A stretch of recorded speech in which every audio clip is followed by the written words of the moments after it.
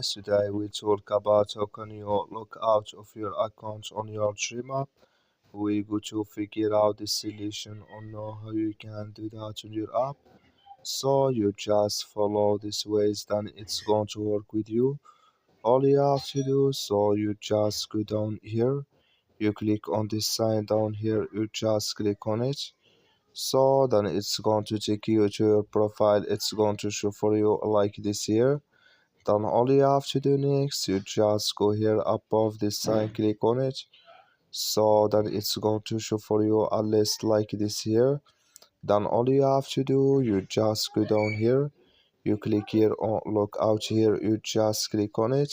So then automatically here it's going to take you out of your account on your Dreamer. So that's all. I wish you a great thank you for your watching. Don't forget to support us by liking, subscribe.